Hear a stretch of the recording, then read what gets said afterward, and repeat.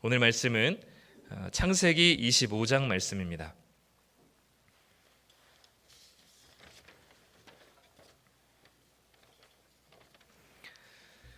구약성경 34페이지 창세기 25장 19절부터 34절까지 말씀입니다.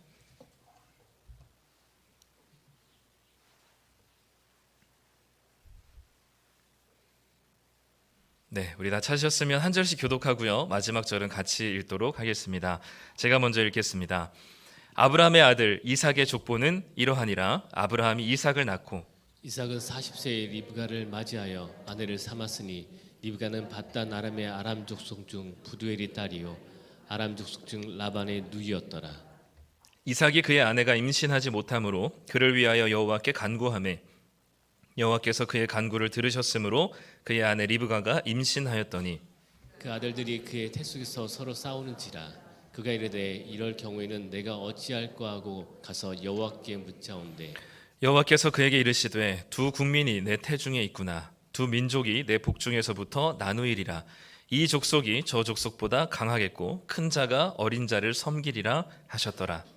그에서는 기한이 찬즉 태에 쌍둥이가 있었는데 먼저 나온 자는 붉고 전신이 털옷 같아서 이름을 에서라 하였고 후에 나온 아우는 손으로 에서의 발꿈치를 잡았으므로 그의 이름을 야곱이라 하였으며 리브가가 그들을 낳을 때 이삭이 60세였더라. 그 아이들이 장성함에 에서는 익숙한 사냥꾼이었으므로 들사람이 되고 야곱은 조용한 사람이었으므로 장막에 거주하니 이삭은 에서가 사냥한 고기를 좋아하므로 그를 사랑하고 리브가는 야곱을 사랑하였더라. 야곱이 죽을 쑤었더니 에서가 들에서 돌아와서 심히 피곤하여 야곱에게 이르되 내가 피곤하니 그 붉은 것을 내가 먹게 하라 한지라. 그러므로 에서의 별명은 에돔이더라. 야곱이 이르되 형의 장자의 명분을 오늘 내게 팔라. 에서가 이르되 내가 죽게 되었으니 이 장자의 명분이 내게 무엇이 유익하리요. 야곱이 이르되 오늘 내게 맹세하라. 에서가 맹세하고 장자의 명분을 야곱에게 판지라. 야곱이 떡과 팥죽을 에서에게 주매 에서가 먹으며 마시고 일어나 갔으니 에서가 장자의 명분을 가볍게 여김이었더라. 아멘. 네, 우리 창세기 25장 오늘 말씀인데요. 우리 일부 예배 나오신 성도님들 한 주간 우리 여름 같은 봄을 잘 보내시고 또 마주 앉게 되어서 너무 감사합니다. 일주일이라는 시간이 참 길기도 한데 또 되게 짧기도 해서 금방금방 주일이 다가와서 참 설교를 준비하는 입장에서는 참 스트레스입니다. 그래서 한 번이라도 누군가 설교를 대신해 준다면 너무너무 감사한 그런 마음을 늘 가지고 있지만 또 하나님께서 또 주시려고 하시는 하나님의 말씀이 또 있을 거라고 생각하고 부족하지만 또 말씀을 함께 나누려고 합니다. 오늘 우리가 읽은 이 본문을 좀 읽다 보면 다소 저는 드는 감정이 좀 몇 가지가 있는데 그 중에 하나는 이 좀 거부감이 듭니다. 왜냐하면 오늘 우리가 읽은 여러 가지 좀 내용들을 읽긴 했지만 오늘 함께 보고자 하는 것은 에서와 야곱에 대한 이야기인데 에서와 야곱을 하나님께서 선택하신 그 하나님의 선택에 대한 부분을 우리가 같이 함께 나눠 보려고 합니다. 우리가 아까 읽었지만 23절에 보면 하나님께서 이 리브가라는 어머니의 복중에 태중에 서로 아주 심하게 이 움직이고 있는 그 태중의 움직임을 보면서 기도했을 때 하나님께서 이렇게 말씀하셨거든요. 큰 자가 어린 자를 섬기리라 이렇게 얘기하셨습니다. 우리는 하나님이 야곱을 선택하시고 그리고 에서를 버렸다는 이 하나님의 선택의 이야기를 들으면서 뭔가 모르게 불편한 그리고 거부감이 저는 좀 개인적으로 들게 됐습니다. 너무 불공정한 것 아닌가라는 생각 때문인데요. 아직 태어나서 뭘 하기도 전에 하나님은 큰 자가 작은 자를 섬기겠다고 말씀을 하셨습니다. 하나님의 선택이니까 우리가 뭐 토를 달 수는 없지만 뭔가 모르게 이 하나님이 선택하셨다라는 것이 우리에게 어떤 느낌으로 다가오냐면 우리들이 하는 모든 노력과 수고가 다 무의미해지는 것 같아서 굉장히 큰 거부감이 드는 게 사실입니다. 이미 하나님이 다 정해놓으셔서 내가 아무리 노력을 한다고 하더라도 그거는 소용이 없다고 말하는 것 같아서 굉장히 기분이 좋지 않은 것 같아요. 근데 더 기분이 나쁜 건 뭐냐 하면 살아보니까 어느 정도 이 내용이 맞는 것 같기 때문에 더 불쾌한 것 같아요. 뭔가 우리 지금까지의 삶을 돌아보면 노력한 만큼 또 성도님들께서 열심히 한 만큼 결과가 주어지던가요? 아닌 경우가 참 많죠. 노력한 만큼 결과가 주어졌다면 여기 이 자리에 여기 이렇게 있으실 분들은 아무도 없을 겁니다. 그러니까 우리가 뭔가 노력하고 열심히 우리가 뭔가 수고한 만큼 결과가 주어지지 않는 모습들을 보면서 마치 이게 뭔가 운명인가 보다 하고 그냥 그렇게 받아들일 수밖에 없는 상황들이 우리 가운데 실제로 많이 있기 때문에 이게 좀 거부감이 드는 하나님의 선택이라는 것이 우리의 수고와 노력을 아무렇지도 않게 생각하는 것 같아서 거부감이 들기도 하면서 그게 또 어느 정도 맞는 것 같아서 또 불쾌하기도 한 이게 하나님의 선택이 우리에게 주는 감정이라고 생각이 듭니다. 하나님이 야곱을 선택했다는 말이 우리로 하여금 드는 이 거부감과 불쾌감 이런 혼란스러움 때문에 오늘 본문 말씀을 우리가 참 이해하기가 어려운 말씀이기도 하죠. 하나님은 왜 야곱을 선택하시고 에서를 선택하지 않으셨을까? 왜 하나님은 야곱이 무언가를 하기 전에 에서가 무언가를 하기 전에 하나님께서는 이미 그들을 결정하셨는가라는 질문 앞에 우리가 참 이 난감한 상황이 되는 것 같아요. 심지어 로마서 9장 13절에 보면 바울은 이 장면을 이렇게 해석합니다. 하나님은 야곱은 사랑하고 에서는 미워하셨다라고 조금 더 극단적으로 해석해요. 그들이 태어나기도 전에 뭔가를 하기도 전에 하나님이 누구를 사랑하고 누구는 미워하기로 결정했다면 우리 성도님들께서는 어떤 생각이 드시나요? 너무 억울하지 않겠어요? 내가 뭔가 해서 당하는 거라면 이해하겠지만 납득이 되겠지만 뭔가 하기도 전에 버림을 받거나 미움받는 것이라면 참 마음이 어렵습니다. 그러니까 사람이 미치는 것 중에 하나 뭐냐면 이유를 모른 채 미움당할 때죠. 원인을 모른 채 따돌림을 당할 때 그때 참 미치는 것 같아요. 원인이라도 알면 이유라도 알면 뭐 이해가 되지 않더라도 그냥 그러려니 하겠는데 이유도 모른 채 무언가 당하게 될 때 우리는 굉장히 억울한 마음이 듭니다. 하나님께서는 이 야곱과 에서의 이야기, 야곱을 선택하고 에서를 선택하지 않은 이야기를 통해서 도대체 우리에게 무엇을 말씀하시고자 하는 걸까요? 이 선택에 담긴 하나님의 마음이 무엇일까요?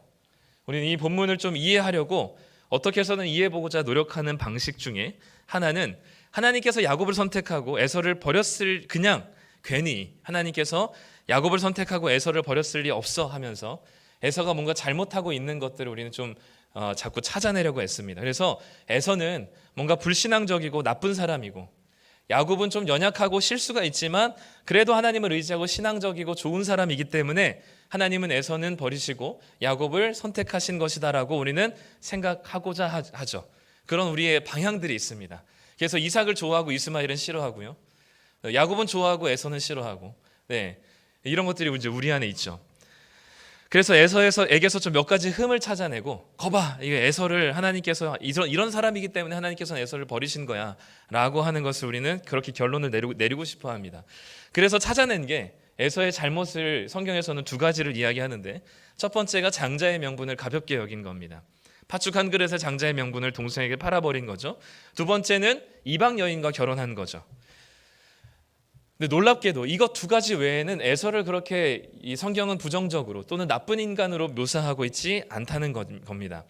아까 읽었지만 25절에 보면 에서의 외적인 모습들을 표현해주고 있는데요. 먼저 사람을 표현할 때 불다라고 표현하는 경우가 종종 있는데 다윗도 용모가 붉은 용모 이렇게 표현을 했거든요. 이 사람에게 불다라고 쓸 때는 이 외모가 굉장히 매력적인 외모를 가리킬 때 쓰는 단어입니다. 아주 잘생겼다는 거죠. 외적으로 보면 굉장히 잘생기고 누구라도 따를 만한 매력적인 외모를 가지고 있었습니다.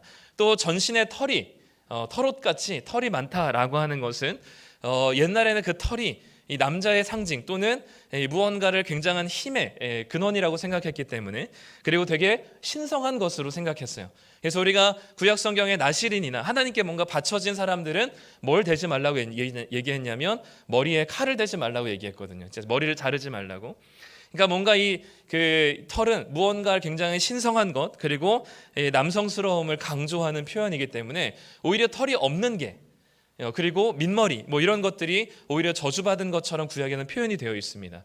그러니까 이 전신에 털이 자랐다라는 것, 털옷처럼 털이 자랐다라는 것은 이 에서의 외모가 외적인 모습이 굉장히 남성적이고 매력적인 모습이었다는 사실을 보여주고 있는 거죠. 근데 이런 외적인 모습만 매력적이었냐? 우리가 이 에서와 야곱의 이야기를 우리가 어느 정도 알고 있는 분들이라면 이 야곱이 에서의 장자의 축복을 가로챈 뒤에 20년 만에 에서가 야곱이 에서를 다시 만날 때 에서는 야곱을 용서해 줬죠. 그냥 말로만 용서해 준 게 아니라 목을 어긋맞추며 입을 맞추며 진심으로 에서는 야곱을 용서해 줍니다. 또 아버지의 장례를 또 함께 이삭과 함께 치르기도 하고, 아버지 이삭이 돌아가신 이후에 죽은 이후에 이 이삭이 혹여나 자신의 존재 때문에 또 형이 복수하면 어떡할까라는 두려움을 가질까봐 야곱이 뭐라 하지도 않았지만 야곱의 곁을 떠나서 세일산이라고 하는 아주 먼 지방으로 터전을 옮겨버리죠. 그러니까 이 에서는 어쩌면 우리가 생각하는 것처럼 하나님의 선택을 받지 못할 만큼 나쁜 사람이거나 또는 하나님의 선택을 받을 자격이 미달되는 사람은 아닌 것 같습니다.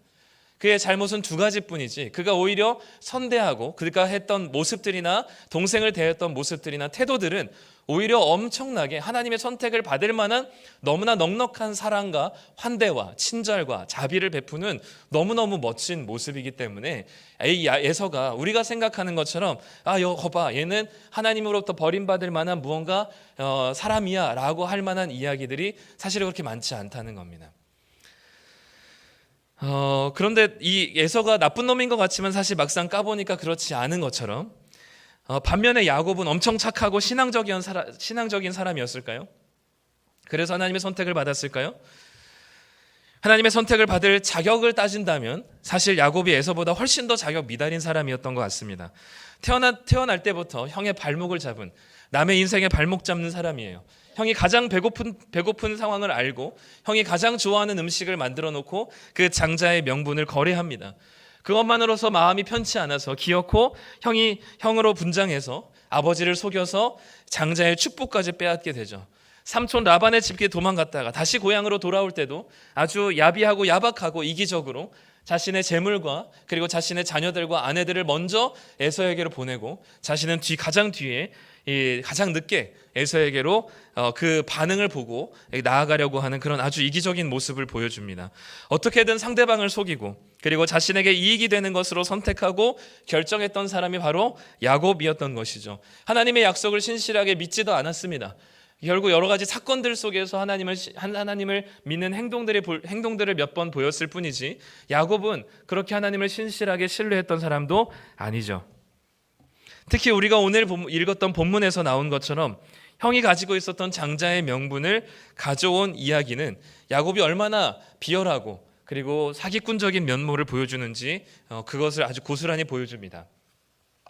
우리 27절부터 28절을 같이 한번 읽어보도록 하겠습니다.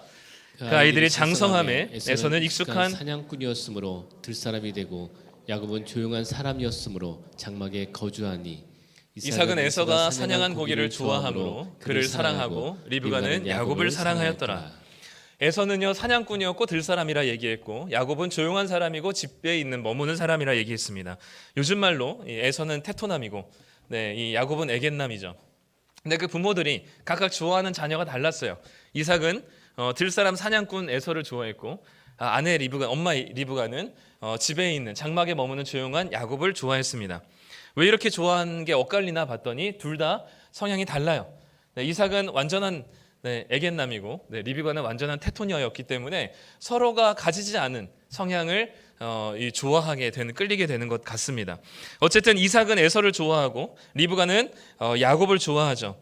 아마 야곱과 장막에서 머물면서 리브가는 늘 그런 이야기를 했을 겁니다. 하나님께서 너희들의 내 태중에 있을 때 하나님께서 너를 선택하셨다는 약속을 하셨다. 큰 자가 작은 자를 섬길 것이라는 약속을 하셨으니 기죽지 말고 하나님의 약속과 선택을 믿으라라고 아마 리브가는 많이 이야기했을 거예요. 그런데 야곱의 눈에 볼 때는 현실은 어떨까요? 힘이 세고 누가 봐도 힘이 세고 강하고 매력적이고 사람들을 이끌 만한 리더십이 있는 사람은 자기가 아니라 형 에서같이 보였고요. 그리고 장자의 축복을 해줄 사람은 리브가가 아니라 이삭이었죠. 아버지가 보기에 좋아하는 사람은 자신이 아니라 형 에서였기 때문에 보이는 현실이 굉장히 불안했을 겁니다. 아무리 엄마로부터 하나님이 선택한 사람은 너야 라는 이야기를 들었을지라도 그 하나님의 선택이 지금의 현실을 보니까 별로 중요해 보이지 않는 겁니다. 형처럼 장자의 명분을 가지면 내가 무언가 좀 더 나은 사람이 될 것인가? 형처럼 뭔가 사냥할 수 있는 능력을 가지면 아니면 그가 받을 수 있는 하나님의 축복을 내가 받게 된다면 혹여나 하나님의 선택이 자신에게 이루어지는 것이 아닐까라는 생각을 가지고 아마 이삭은 적극적으로 이 장자의 명분과 장자의 축복을 가질 계획을 했었던 것 같습니다. 그렇게 해서 하나님의 선택이 자신에게 확실하게 이루어질 수 있는 방식으로 하나님의 선택을 기다리거나 하나님께서 약속하신 것을 믿지 않고 이 야곱은 자기가 해야 되는 액션을 취하게 됩니다. 그것이 파축을 통해서 장자의 명분을 거래하는 것이었고 형처럼 분장해서 장자의 축복을 가로채는 것이죠. 그렇게 하면 하나님의 선택이 자신에게 완성될 것이라고 생각했었던 것 같습니다. 그런데 그의 야곱의 그런 행동과 결정들이 어떤 결과를 낳았습니까? 하나님의 선택을 자신의 능력으로 가져오려고 하는 순간 온 가족이 파탄납니다. 야곱은 목숨을 부지하고자 멀리 떠나야 했고 이삭은 에서에 대한 아주 미안한 마음을 평생 가지고 살아야 했고 이 모든 일을 기획했던 리브가에 대한 이 이삭이 리브가를 향한 신뢰는 깨졌을 겁니다. 그리고 형 에서는 엄마 리브가에 대한 원망과 그리고 아버지 이 동생 야곱에 대한 분노를 가지고 살게 되죠. 온 가족이 함께 살지만 야곱을 빼고 에서와 이삭과 리브가가 한 지붕 한 장막에서 사는 삶이 얼마나 지옥 같았을까요? 형에 대한 깊은 열등감을 가지고 야곱은 하나님의 선택을 자신의 힘으로 이루고자 했다가 가정이 박살났습니다. 야곱은 하나님의 선택을 받을 만한 착하고 신앙적인 사람일까요? 야곱은 하나님의 선택받을 만한 자격이 있는 사람일까요? 야곱의 이런 일생의 모습들과 그의 인생을 보면 그는 하나님의 선택을 받을 만한 하나님의 사랑을 받을 만한 자격과 조건이 충족된 사람일까요? 그러니 오늘 우리가 결론적으로 얘기할 수 있는 것은 에서가 하나님의 선택을 받지 못할 만큼 불신앙적인 사람이거나 야곱이 하나님의 선택을 받을 만큼 신앙적인 사람이었다라고 말할 수 없다는 겁니다. 결론적으로 하나님이 야곱을 선택하고 에서를 선택하지 않은 것은 야곱과 에서의 자격과 성품에 근거한 것이 아니었다라는 것이죠. 그럼 결국 모든 사람들에게는 다 정해진 운명이 있다는 것을 말하는 걸까요? 이 본문은? 야곱이든 에서든 야곱은 사랑받을 만한 자격이 없었고 에서는 야곱보다는 괜찮은 사람이었지만 버림받았다는 이 이야기가 하나님은 절대적인 존재이시기 때문에 하나님 마음대로 인간의 운명을 좌지우지할 수 있는 분이라는 것을 알려주시는 것일까요?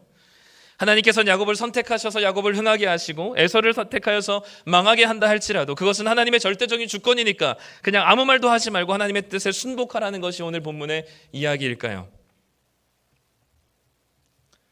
하나님이 야곱을 택하셨다는 것은 사람마다 운명이 있어서 노력해도 뜻대로 되는 일이 없다는 의미가 아니라 하나님은 인간의 가치와 조건을 보기 전에 하나님의 그 주권적인 섭리에 의해서 먼저 찾아오시고 사랑하기로 작정하셨다는 것을 보여주는 것입니다. 저는 이것이 하나님이 선택해 주는 메시지라고 생각합니다. 이 세상에서는 우리를 볼 때 무가치해 보이고 죄도 많고 실수도 많고 아무것도 아닌 야곱과 같은 자임에도 불구하고 그의 조건과 상황과 환경과 그의 성향과 성품과 가능성을 볼 때는 사랑받을 만한 조건과 자격이 아무것도 없지만 그럼에도 불구하고 하나님이 그를 사랑하신다고 말할 수 있는 것은 바로 하나님이 그를 사랑하기로 작정하셨기 때문이라는 것이죠. 우리가 못 살았기 때문에 하나님이 우리를 덜 사랑하는 것이 아닙니다. 우리에게 사랑받을 만한 가치가 있기 때문에 하나님이 우리를 사랑하시는 것도 아니고 우리에게 사랑받을 만한 가치가 없기 때문에 하나님이 우리를 버리시는 것도 아니라는 겁니다. 왜냐하면 이 사랑은 우리의 어떤 행동과 우리의 조건에서부터 기인한 것이 아니라 하나님께로부터 시작된 것이기 때문에 그렇습니다. 하나님의 야곱을 선택하신 것은 야곱의 고운 심성도 아니었고 야곱이 가진 가능성 때문도 아니었고 야곱이 하나님을 더 특별하게 사랑했기 때문도 아니라 하나님이 먼저 그를 사랑하기로 작정하셨기 때문에 야곱이 사랑받게 되었음을 이야기하는 것이죠. 이것이 바로 은혜입니다.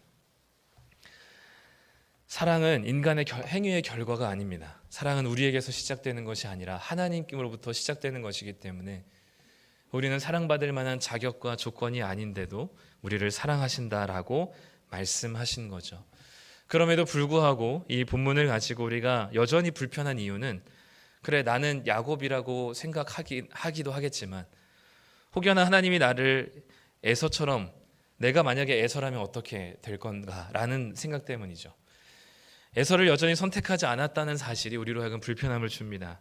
그리고 내가 만약 에서라면 나는 어떻게 되는 걸까? 만약에 내 주변에 있는 사람들이 에서라면 어떻게 되는 걸까라는 생각 때문에 여전히 야곱의 상황과 환경과 성품이라는 조건과 상관없이 하나님의 사랑을 받았다라는 사실이 은혜롭긴 하지만 여전히 내가 에서라면 어떻게 될까라는 그 불안과 그리고 거기에 대한 억울함이 우리 가운데 있기 때문에 여전히 이 본문이 불편하죠. 그런데 분명하게 한 가지 기억할 것은 이 세상에 있는 우리는 그 누구도 에서가 될 수 없다는 사실입니다. 우리는 모두 야곱이라는 사실을 분명히 기억하셔야 합니다. 우리는 에서처럼 태어나면서부터 금수저를 가진 능력 있고 탁월하고 꽤 괜찮은 사람들이 아닙니다. 우리는 야곱처럼 연약하고 문제가 많은 사람들이었고 첫째가 되고 싶은 둘째처럼 늘 비교하며 열등감으로 가득한 자격이 없는 야곱이 바로 우리들이라고 성경은 이야기합니다. 그럼에도 불구하고 하나님께서는 야곱 같은 우리를 선택하셨다라고 이야기하고 자격 없고 능력 없는 야곱 같은 우리를 선택하고 사랑하셨다라고 얘기합니다. 야곱을 선택하고 에서를 버리신 것처럼 하나님은 우리를 택하시고 사랑하기 위해서 누군가를 버리셨다라고 말씀하십니다. 그리고 그분이 바로 에서와 같은 장자라고 말씀하시죠. 우리가 알고 있는 예수 그리스도이십니다. 예수님은 하나님에게 완벽한 장자이셨습니다. 위대한 장자이셨죠. 그런데 그 탁월하고 능력 있고 모든 면에서 완벽한 장자이신 하나님의 장자이신 예수 그리스도를 버리시고 하나님은 우리를 선택하기로 결정하십니다. 장자이신 예수님을 미워하심으로 별 볼 일 없는 우리를 사랑하십니다.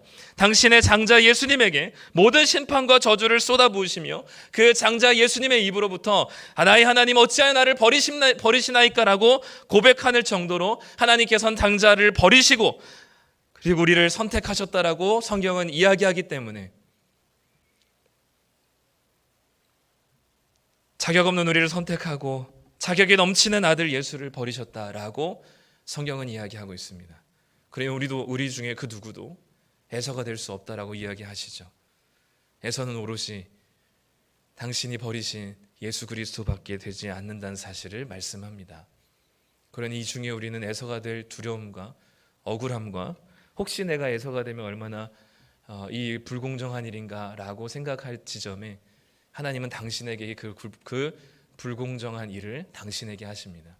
자기 아들에게 하시죠. 장자 예수님에게 당신의 모든 저주와 심판을 쏟아부으시고 우리를 살리시기로 결정하십니다. 결국 버림받은 장자 에서는 십자가에서 버림받은 장자 예수 그리스도이시니 우리는 야곱이 되는 겁니다. 그러나 이 중에 누구도 에서처럼 억울한 일을 당하시지 않으십니다. 오히려 당신의 아들 장자이신 예수님에게 그 모든 저주를 쏟아부으시며 예수님을 버리시고 미워하시고 우리를 사랑하시고 선택하셨다라고 말씀하시는 것이죠. 하나님이 우리를 사랑하기로 한 사람, 하나님은 당신이 사랑하기로 한 사람은 반드시 끝까지 사랑하십니다.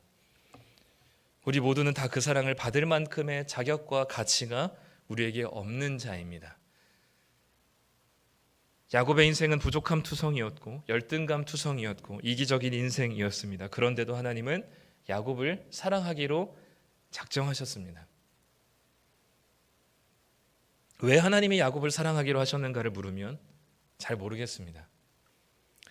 마찬가지로 하나님이 왜 나를 사랑하기로 하셨는지를 물어도 저는 잘 모르겠습니다. 그냥 이 사실 자체가 우리에게 말이 안 되고 기가 막힌 일인 거죠. 왜 하나님이 우리를 사랑하기로 하셨을까? 나를 왜 하나님이 사랑하기로 하셨을까? 아무리 생각해도 정말 모르겠는데 그냥 그 사랑을 받은 사람으로서 우리가 할 수 있는 고백은 은혜입니다 라고 하는 것밖에는 없는 것 같아요. 때로는 한없이 무능한데도 또 때로는 한없이 교만하기도 한 끊임없이 내가 아닌 다른 것들로 나를 포장해서 그럴듯하게 보이려고 하지만 그럼에도 나만 알고 있는 나의 그 찌질함과 외로움과 그 공허함 이것들이 우리의 모습입니다.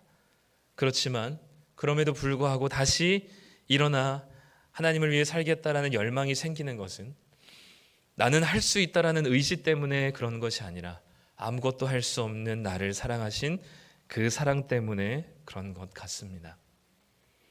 그 사랑이 우리를 움직이게 만드는 것이죠. 내가 할 수 있다는 의지 때문이 아니라 약함에도 불구하고 저를 귀하다 하시는 하나님의 사랑 때문입니다.